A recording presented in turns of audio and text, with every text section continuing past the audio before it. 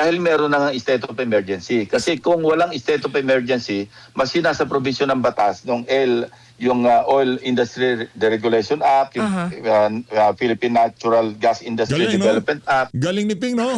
Alam niya lahat, no? Ayaw nga lang niya mag-imbestiga. Alam mo. Naku, wala ho tayong maraming pag-uusapan dito sa video na to. Maging itong si Atty. Rowena Guanzon, sinupalpal ho itong si Ping Lacson Boy Tago. Ang hilig ho kasi talaga magbida-bida nitong mama na to. Mag-imbestiga ka sa Blue Ribbon Committee. Huwag mong pakialaman yung bat-bat-bat na yan. Pambihira. Napag-usapan na ho natin nito doon sa ating naunang video. Doon kay Ma'am Bernadette Herrera, BH Party Days. Dito ho, ito ho yung kabuuan ng interview nitong si Ping Lacson dyan sa DCWB. Pero bago ho yan, siyang like at siyang subscribe. Masaya na ho tayo dyan sa mga gusto sumali sa ating community. Yung join button, andyan lang ho sa baba. Simple lang ho ang caption nitong si Mama Beng, itong si Atty. Rowena Guanzon. Dito kay Ping Lacson. Mari ko! Talaga naman Mari. Baklita daw ho yan eh. Hindi. Sabi ni Senator Miriam Defensor Santiago, Mari ko, kung wala mo ng maleta ang Croc, kayang-kaya yan. Kung wala daw mo ng maleta ang mga Crocs, kayang-kaya yan. Ang problema pa, maging yung best friend daw ho nito mga kababayan, di umano nakatanggap ng maleta. Basit doon sa ating mga magigiting na Marines, si Tuta Soto, ang best friend nito. Ang kanyang katandem dyan sa pagliliko ng usapan sa Senado, di umano nakatanggap din daw ho ng maleta. Kung ano laman ng maleta, di natin alam yan. Siguro alam nyo ho yan, i-comment nyo sa baba kung ano yung laman ng maleta na yan. Ito, re-recta na ho kagad tayo, medyo mahaba-haba ho. Itong interview na to ni Ping Lacson Boy Tago dyan sa DZBB. Good. Panauhin ngayong Pasko ng Pagkabuhay ang Senate President Pro Tempore po, Senator Ping. Pasko ng Pagkabuhay, ang nangyari ho sa kanya ay ginurgur ho siya ng ating mga kababayan sa social media. Anak na to, sinugod ho siya ng sambayan ng Pilipino kaugnay dito sa bat-bat niya na to. Ang dami, 320 billion pesos ang mawawala sa ating revenue pagka sinuspinde yung bat-bat na yun. Diba? Isuspindihin lang yung bat doon sa mga kinukonsumo ng kababayan nating mahihirap. Yung kinukonsumo ng mga mayayaman, diba? Yung mga luxury bag, luxury car, diba? Yung mga maleta ni Martin Romualdez, yung mga Rimowa nitong si Marcos Jr., yung mga bag nitong si Stella Kimbo, yung mga relo nitong si Abante, yung mga VAT doon sa mga ganong klaseng kagamitan, wag isuspinde. Dahil yun, kinukonsumo yun ng mga bilyonaryo, kagaya ng mga kaibigan at amo nitong si Ping Lacson. Diba? Yung di umanong kumukontrol sa naratibo dyan sa House of Representatives. Yun ang amo ni Pinky. Lacson. Magandang umaga po sa inyo, sir. Magandang umaga po. Gandang umaga. Isa, happy Easter sa atin lahat. Yan, happy Easter po. Happy Easter, sir. At maraming salamat po sa pagpapaunlak. Mukhang hindi kayo out of town. Tipid gasolina ba, sir? dito lang, nag-relax. Opo. Ay, sa kanyang asyenda, sa kanyang farm. Senator, una po muna, na very good ninyo, sir, si DFA Secretary Lazaro dahil nakakuha po ng assurance para sa safe passage ng mga barko na may kargang petrolyo na papunta dito sa Pilipinas. Yes, actually, tatlong sa aspeto ng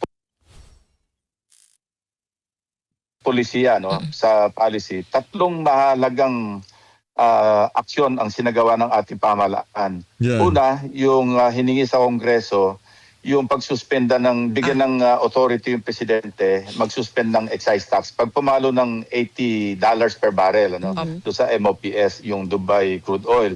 Pangalawa, yung deklarasyon ng State of National Energy Emergency, di ba? At pangatlo, yung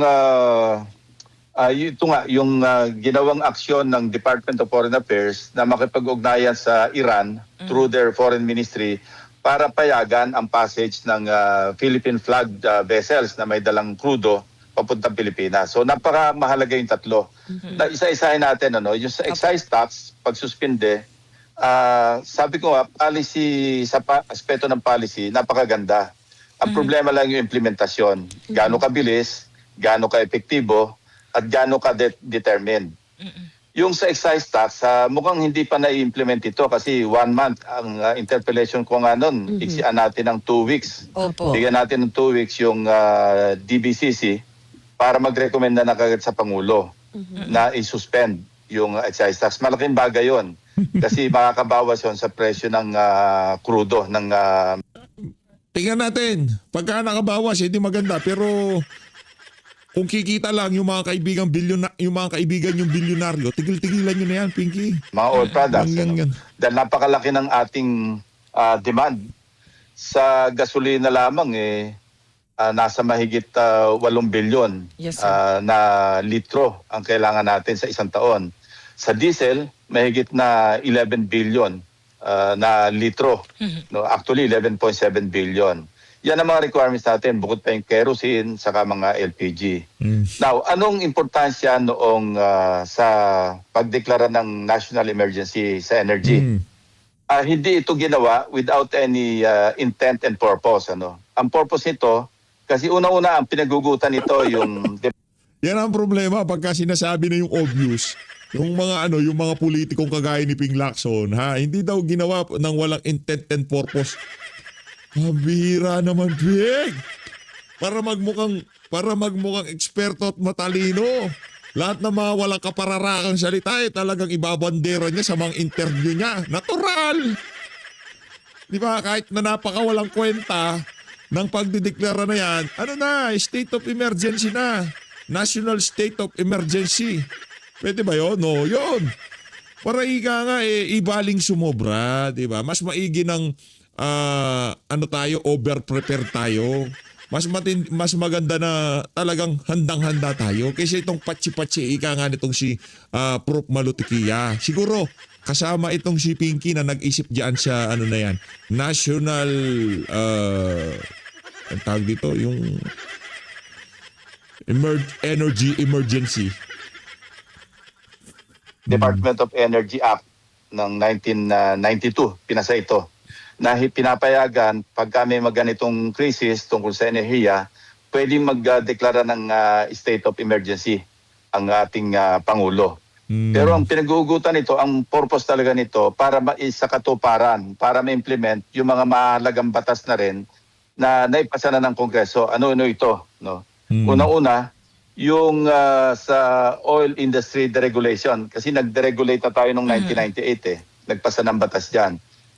Kapag mayroong state of emergency tungkol dito sa energy, sa oil, pwedeng mag-direct yung Department of Energy, of course, Malacanang, through the Department of Energy, i-direct yung mga oil companies kung ano yung mga activities nila, even take over yung operations. Yan. So mahalaga ito.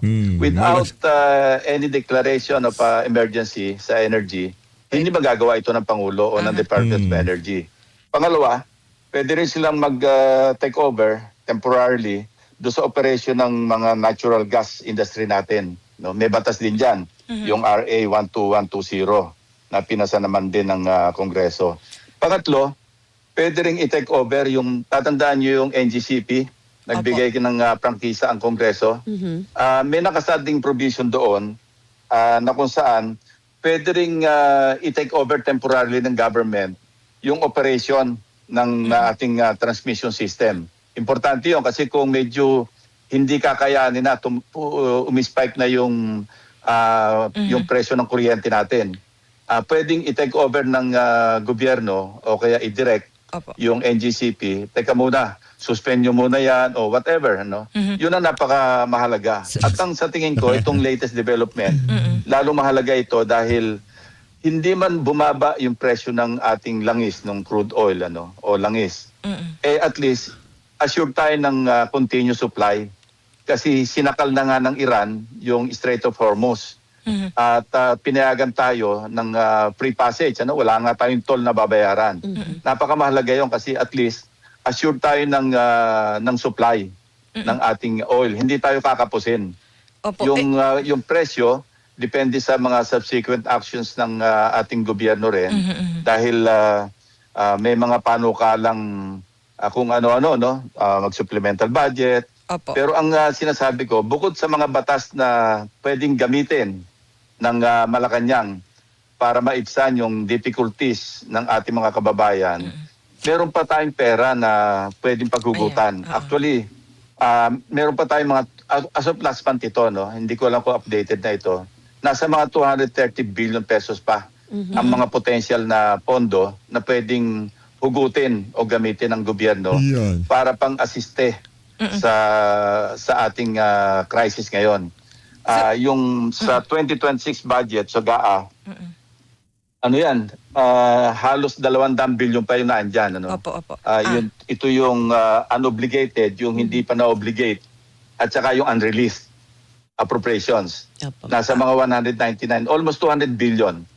Tapos yung sa 2025, meron pa doon kasi pwede yung continuing appropriations yan 2 years naman yung lifespan. Meron pa dyan nasa mga 31 billion. Okay. So all in all, nasa mga 230 billion pa yung pwedeng, yung potentially pwedeng gamitin ng ating gobyerno. Yun nga lang, sabi ko, Pero- depende kung saan gagamitin, Opo. paano i-implement. At para ito ba makakatulong talaga para maibsan yung ating mga, lalo na yung transport sector at saka yung mga sektor na talagang mas nangangailangan. Opo. Sir, Kasi pagka in-across the board mo, lahat yan, pati yung mga bilyonaryo, makikinabang sa baba ng presyo ng gasolina. Opo. Yun nga, Dapat sir. planuhin talaga ng government, malinaw ang direksyon, saan paggagamitan itong pondo na available at kung saan gagamitin din yung iba pang power na nakapaloob doon sa state of emergency. Opo, sir, i-take off ko po doon sa supplemental budget na binanggit nyo kasi marami ho yung nagbihintay ng ayuda. Ayuda. Naumpisahan na so far doon sa mga motorcycle taxi, mga rider, diba? Riders, Mga delivery rider. Naghihintay pa yung agriculture, mga fisheries. fishermen, Yan. mga isda. Mga jeepney driver din naghihintay pa. So sir, yung 230 billion po na binabanggit ninyo na available ay pang ano po yun, mga pang-ayuda yun. Pero Not paano... necessarily. Kasi Not sir, necessarily. tanong din Kaya nga yung... kailangan maliwanag ang pagpaplano at kung paano i-appropriate o i-allocate ng gobyerno yung available na pondo na yon. Lalo na sir, pagka Ang po... suggestion nga natin, unahin yung mga sektor na mas nangangailangan. Kasi alam mo, kawing-kawing yan Kapag tinulungan mo yung transport sector, ang tama rin yan, di ba? May pakinabang din yung commuters. Opo. Ang nagko-commute naman, ito yung mga middle income at saka low income. So may tama rin sa kanila kasi hindi ito pwedeng hindi taasan, no?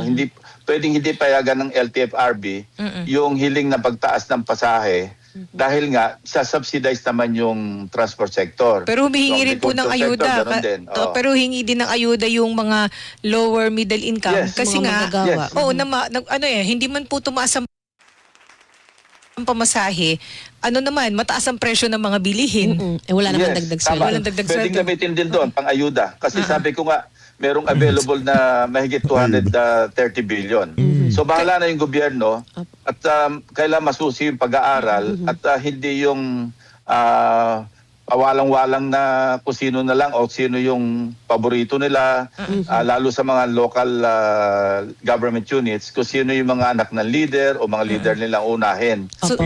Regardless do sa needs, So, yung Senator, pangangailangan. Opo. Oo. So, Senator Lacson, hindi na po kailangan pa ng dagdag na supplemental budget o kaya like mangutang, di ba? Oo, kasi merong mga proposal po sa Senate, sa House din, 'di ba? Merong mga nagpo-push na eto maglista ng parang mga ayuda, igawan daw po ng batas na parang bayanihan law ng COVID-19 Yes, pandemic, tapos mag-approve kayo ng supplemental budget or mangutang na.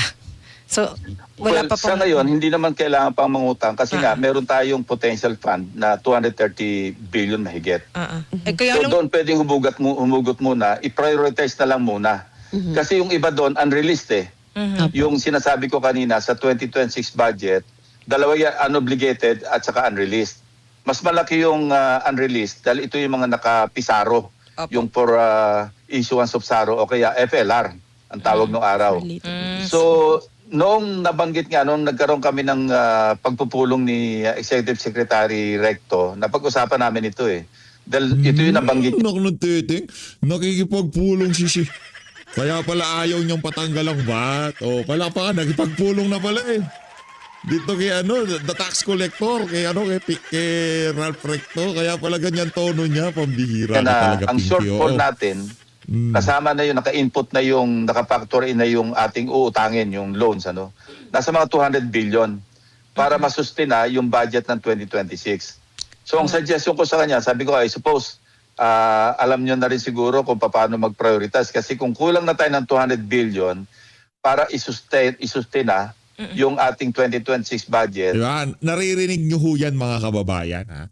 Ang pinag-uusapan lang ho natin dito, 200 billion. Di ko sinasabing maliit yan. Pero yung ninakaw ho nila sa Cabanatuan Bayanan, 8 trillion. Ngayon pinag-problema natin, 200 billion lang. Napakaliit ho nun. Kumpara doon sa ninakaw, noong mga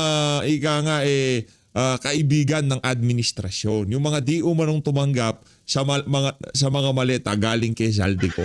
200 million lang ho problema natin. Ibig sabihin pala, pagka yung mga 25% noong ninakaw nila doon sa nakalipas na 3 taon, 2023, 2022, 2023, 24, 25, 23, 24, 25, maibalik lang yung na yon, yung 1 trillion na lang, kahit yung ninakaw lang nila noong 2024, yun lang. Anak ng tokwa, solve ho problema natin dito. Wala ho tayong problema ngayong mga panahon na to. Pero dahil nga ang ating Senate President pro tempore, yung ating Blue Ribbon Chairperson, Senator Ping Lacson, ayaw nyo mag-imbestiga, wala ho talaga tayong mahihita dyan. Siguro ang uunahin nyo wag mo nang i-release yung mga FLR na kung saan ito naman ay mga insertions ng mga lawmakers, legislators na hindi dumaan sa pagpaplano ng RDC at saka ng mga ahensya. At sumang-ayon naman siya doon. Sir, So I guess Paano na yan? Paano na yan? Paano pupunduan ng impeachment ni VP Sara kung hindi nyo i-release yung FLR na yan? Baka yung pondo na yan ang inaasahan ng ibang mga congressman na pinagpipilitan yung impeachment na yan. Anong mangyayari dyan? May pagkakaproblema ho tayo dyan mga kababayan. prioritize sila ng i-release na pondo ng DBM, iuhuli nila yung mga FLR na mga mambabatas. sir, kung hindi po kailangan pang mangutang sa ngayon, pero sir, Alam mo, Nimpa, taon-taon nangungutang tayo. Oo naman po, opo. Opo. I mean yung level, Yung natin, nakaplano na yun eh.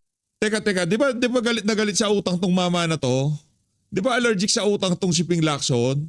Pagka nagkakaroon na ng utangan, talagang itong mama na to, talagang opposition siya eh. Ayaw niya sa pangungutang eh. Di ba ba't ngayong mga panahon na to, tila bagang, di ba nung panahon ng pandemya, daldal din ng daldal yan sa mga utang? Ba't ngayon walang problema sa'yo na mangutang tong administrasyon na to? Okay. Baka wala nang nanakawin. Kaya okay lang na mangutang na ulit. Members, pagka nag-DBCC hearing kami, Opo. laging kinu-question ko yan na bakit ang projected na loan natin, borrowings natin, halos mahigit doble, no? Hindi halos, mahigit doble ng projected deficit. So talagang taon-taon nangungutang tayo. Opo, I mean sir, baka hindi po kailangan na mas malaki pang pangungutang kasi pagka po sinuspend or binawasan yung excise tax, batay po dun sa ginawang batas, di ba mamawalan po ng kita ang Revenue. gobyerno, oo, may foregone revenue. Malaki yun, oo.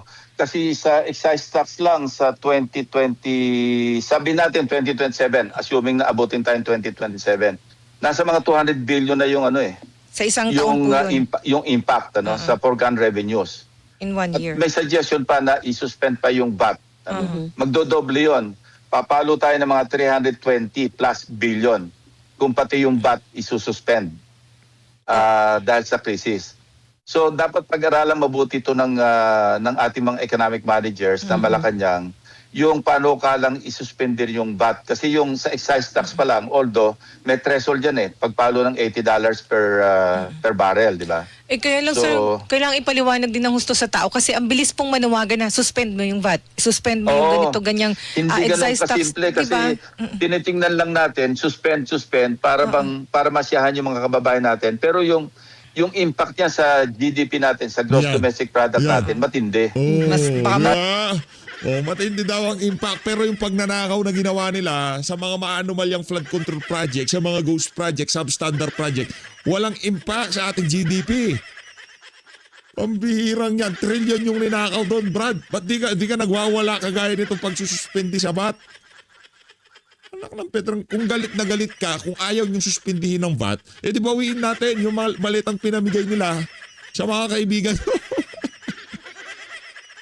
Magkakaibigan naman kayo mga politiko. Edi, surely nila yun. Wala tayong problema ngayon. Nga kayo. Tayo Kailangan na in the tayo long term or yan. in the medium term, tayo rin ang tatamaan. Opo. Sa akin sa ngayon, ako yung magpapanukala. Tama na muna yung nag-suspend tayo ng excise tax. Kailangan lang madaliin yung pag-implementa. Kasi sa ngayon, mahigit $100 naman Yun Opo. na nga Ay, po. sir, ito po, sir. Kailangan pa. Alam mo kasi ang sinasuggest ko noon, di ba nag-interpolate ako, sabi ko, masyado mahaba yung 1 month na pag-aaral, pag-monitor. Kasi yung 1 month na yun, hindi naman talaga 1 month yun Mag-average ka ng above $80 in 1 month. Ngayon, after 1 month, magmi-meeting pa yung DBCC. After the meeting, maggagawa pa sila ng rekomendasyon. Bago Tapos may- ma-aksyonan ng presidente yun, give or take another 1.5 months. So, Kaya parang hirap na tayo bago pa masuspend yung excise tax para magkaroon ng effect do sa presyo ng ating gasolina. sir, ito po Hanggang yung ngayon, hindi pa nasususpend Hindi Kaya pa nga, nga sir, po. kasi po ang Correct. sabi- Sa batas nga, nangyari, 1 month Ang suggestion ko nga, gawin na lang natin 2 weeks in monitoring para na sa gano'n at bilisan nila yung pag-meeting nila. Total, wala naman talagang pagkakataon, walang chance na bumaba pa ng $80 Opo, Kasi sir. nga, ang world market, napakataas na Yun na nga po. Sir, kasi ang sabi po ni ng Department of Finance, April 12 yung effectivity nung batas kasi may publication pa. Yung pa. Opo, so sir, So, April 12, ang Lumakad na yung, pinakamadali niyan, May 12.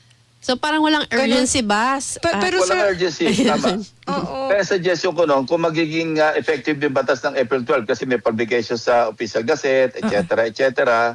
So kung nasunod sana yung aking proposal na 15 paiksin natin days ng lang. 2 weeks lang yung monitoring, so April 12 plus 14, so April 26 dapat, pwede na mag-implementa, assuming na mabilis kumilos yung DBCC at mabilis ding umaksyon yung presidente sa pag-approve o pag-implementa ng suspension ng excise tax. Pero sir, ang- Remember, pag nag-suspend ng excise tax, hindi agad-agad na baba yung presyo ng gasolina, Opo. hindi ba? Opo. Dahil excise tax pa lang yun Ikakaskade pa yan sa mga oil companies, ikakaskade pa yan sa mga gasoline stations, sa mga dealers. So baka Mayo pa yan. Kaya, sir, Hindi Mayo, baka Hunyo pa Baka tayo Hunyo abutin. pa. Nako. nakakapal. Kasi kung April 12, eto, kwentahin natin, April 12 magiging effective yung batas. Kwentahin natin. Hindi ba pwedeng mag-imbestiga din tayo habang nangungwenta tayo? Kasi yung pag-uusapan naman natin sa Blue Ribbon, ano naman yun ganap na ganap ka dyan sa pagpapa-interview mo. Mag-imbestiga ka, Brad. Doon mo ilabas yung galing mo sa pagkwenta kung magkanong ninakaw nitong mga kawatan na to sa administrasyon ni Marcos Jr. Diba? Natin? Doon tayo magkwentahan. So starting April 12, imomonitor nila. Dahil lang nasa batas 1 month, May 12 pa lang sila pwedeng mag-meet yung DBCC para gumawa ng rekomendasyon. Yung bureaucracy pa na magta-type, alam mo yun. Akala ko, minsan sir, wala pang tao sa opisina. Kaya sabi ko, pinaka maaga nating ma-feel yung baba ng presyo. Pag-uusapan natin dito naman mga 6 pesos to 12 pesos lang ang baba. Pero wag nating matahin yun kasi malaking bagay yun. Opo. So, baka Hunyo na ito maramdaman ng ating mga kababayan. Pambihira. Akala ko naman, sir, kasama na itong dumaang isang buwan sa monitoring. Akala ko ito na yung basis, Hindi pa sir. effective ba batas? Paano ka magmamonitor? Kasama sa batas yung pagmamonitor. Hindi pala yung retroactive dun sa... Mag-average ka mag-average ka So sir, ito po. Pero ina-expect po ninyo na suspension, hindi po reduction. Suspension talaga ng 10 pesos sa gasolina, 6 pesos sa diesel. Hindi. Kukwentahin nila yan eh. Kasi pag sinuspend yung excise tax, depende sa price ng crude oil, doon magbe-base yung kung ilan yung 6% na excise eh. So hindi Halimbawa, po... $100. Doon ko huhugot ng suspended na 6%. Okay. Hindi po Kung pala... $107, doon ka huhugot ng, doon ka magkukwenta. Yun ang base mo eh. So dapat po pala, ganun sir, pala. liwanagin na rin ng Malacanang, bigyan Oo tayo nga. ng paliwanag kung ano Hindi ba tayo talaga... magbe-base sa $80 ha. Opo. Isususpend mo, yun lang ang threshold. Pag lumampas ng $80, isususpend yung excise tax. Ang una makikinabang dyan, yung oil companies. Katunayan, mukhang naisahan na nga tayo Yun na. dahil Yun na meron nga. silang stockpile, di ba? Opo, yun na nga, sir, ang susunod ko Nung po. nagkagyera, nagtaas ka agad eh. Yes. Yun na nga po. Kakuha nila doon sa kanilang yung langis na in-import nila. Presyo pa ng bagong magyera. Ay, replenishment Ayun na nga po. cost. Nagtaas na sila eh. Replenishment cost or replacement cost daw. So yun na nga po, sir. Di ba, sir, na-assure na may parating na supply pero Yes. magtataas pa rin yung presyo. Sir, paano po natin ma-check? Ito na, yung excise tax, aabangan po natin yan sa mga susunod na araw kung anong desisyon, kung kailan din maipatutupad. So, yung sa presyo naman po, sir, kasi maganda na merong assurance na may parating na supply. Kaya lang, ang inaarayan din po natin kasi yung presyo. So, paano po ma-check ng gobyerno kung tama pa ba, kung makatwiran pa ba yung pagpepresyo ng oil company? So, hindi ho tayo naaabuso. At kung naaabuso, anong pwedeng gawin ng gobyerno ngayon? Kailan vigilant din yung mga kababayan natin. Tulad nung, di ba, yung Dapat vigilant yung mga natin, kababayan natin, oh, 'di ba? Dublado na ang presyuhan. Nagwawala na ang sambayan ng Pilipino. Kailangan pa natin maging vigilant. Palakpakan. Pambihira. Yan sinasabi ko. Ako, napapaisip na ako dito kay Pinky minsan eh. Nasa tamang katinuan pa ba tumama na to? Pambihira. hindi pa nga nagte-take effect yung Mantakin mo sa pagiging vigilant ng buong sambayan ng Pilipino. Kung maaari nga lang kami na mag-imbestiga kaso di lang pwede eh. Ganon ka vigilant. Ganon katindi ang pagiging vigilant ng di ba, ng ating mga kababayan. Kung pwede lang na sila na mag-imbestiga dyan sa flood control. Ginawa na namin kaso ikaw ikaw chairperson eh. Langya ka. Chris, di ba before Tuesday, weekend pa lang, nagtaas na ng gasolina, nagpresyo yung iba. Opo. Ewan ko kung ano nangyari kasi meron silang parang 70 gasoline stations na sinasabi ng DOE na monitor nila, profiteering, illegal yung pagtataas. Bakit wala silang feedback? Ano nangyari doon? Di ba dapat yun, may fine o kaya may imprisonment pa nga yan eh, kung tutusin eh. So, baka doon nagkukulang yung government sa implementasyon. Kasi, di ba noon, kayo rin na nag-report sa akin noon, I think, parang kasama natin, Senate Media. Opo. Kinunan niya, in-screenshot niya, pinadala sa akin yung nakadisplay na presyo ng langis. Sabi ko, teka muna, wala pang Tuesday kaya lang, Sabado sir, pa lang, ma'am. Kaya lang, sir, sa bakit, anong ginagawa ng DOE? Anong ginagawa ng PNP? Anong ginagawa ng NBI? Di ba dapat may nakapile ng kasos para madala yung mga yun? Pero sir, hanggang sa gasolinahan lang po ba ang pwedeng gawing pagbabantay kasi ang katulong po ng DOE ngayon, Philippine National Police. Pero paano, sir, dun sa source, yung sa oil companies mismo?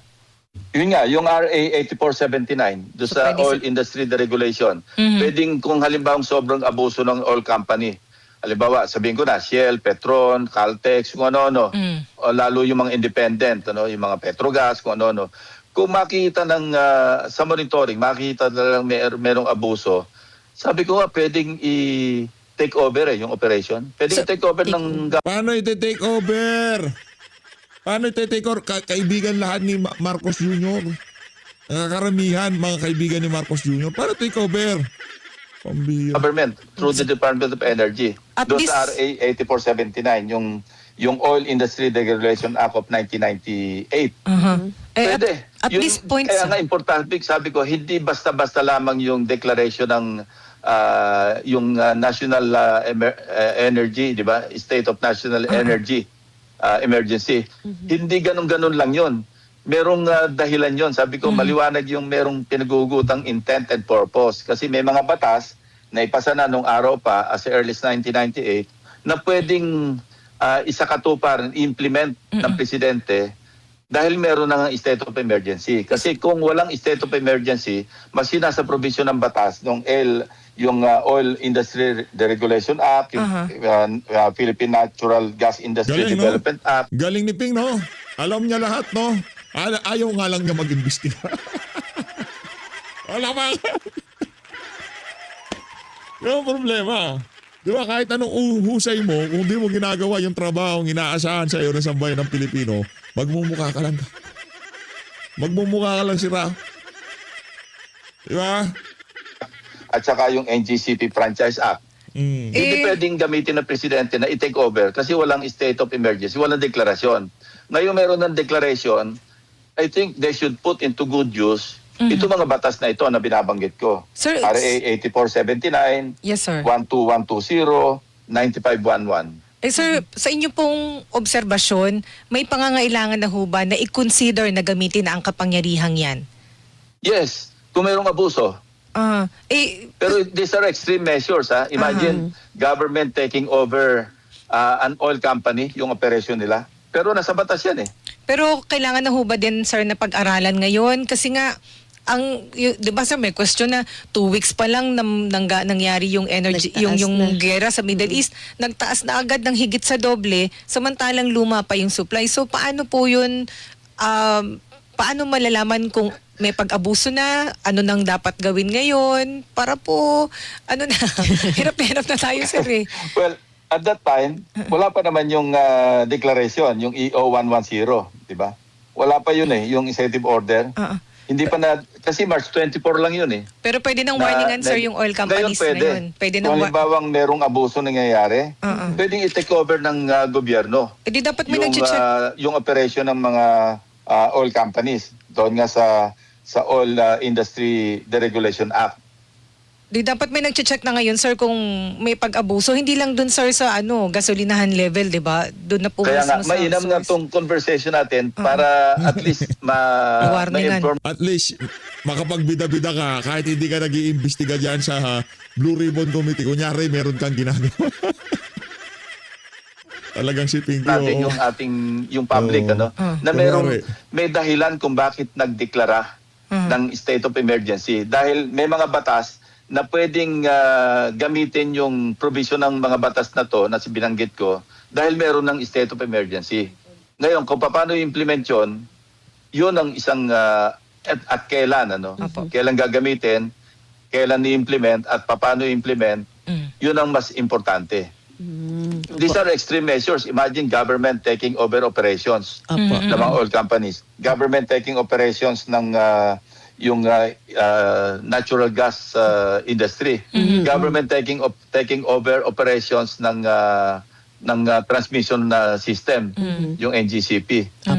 Extreme measures yan, pero kailangan ang government on their toes mag-monitor at kung meron talagang pag-aabuso itong mga sektor na ito, kailangan pumasok na yung gobyerno. At least man lang nakaamba para maging babala doon sa mga mapang-abuso. Sabi ko nga, balikan na natin yung 70 gasoline stations, yung mga dealers, na sinabi nila nahuli nila na nagtaas ng presyo nang wala pa namang utos o direktiba o authorization na magtaas. Kailangan makakuha tayo ng feedback. Ano na nangyari doon sa sinasabi. Magpatawag ka ng hearing, motopropyo. Ay, hindi nga pala pwede.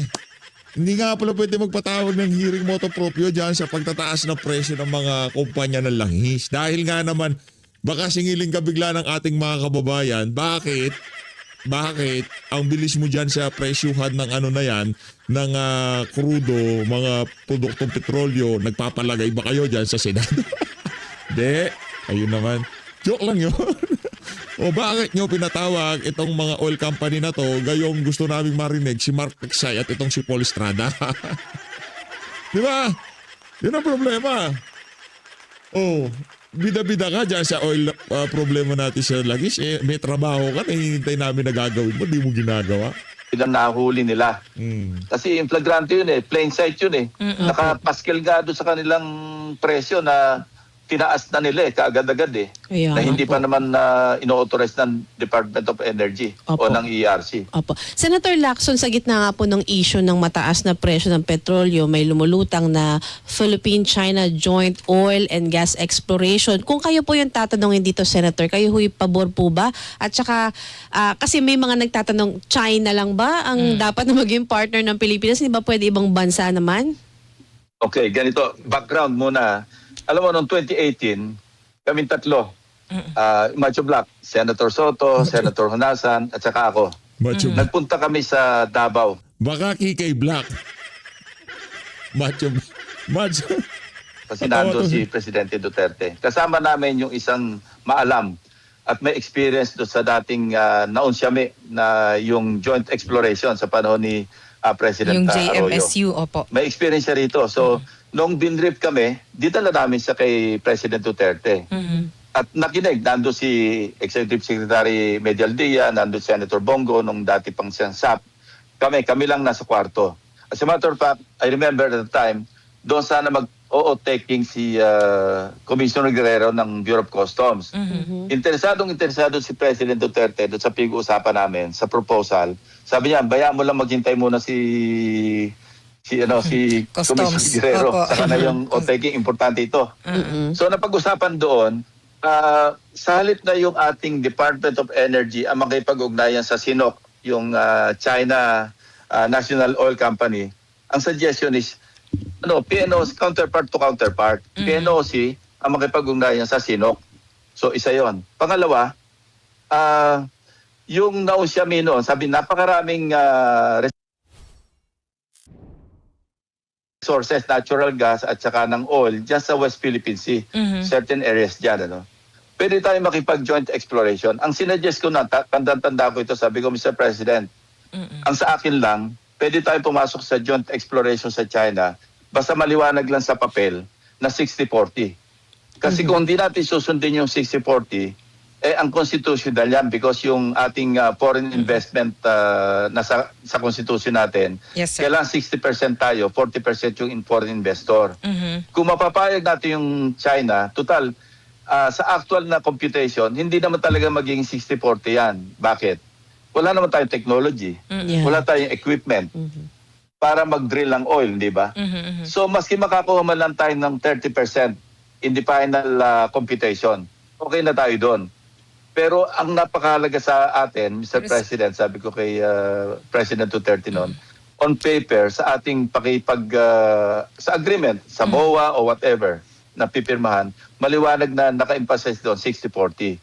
Kapag pumayag po ang China dyan, ang bansang China, panalo na po tayo. Dalang ibig sabihin, nire-recognize nila Yun. yung sovereignty ng Pilipinas just sa West Philippine Sea o kung saan man yung area na mag-explore. Yan. Pero hindi bali ng...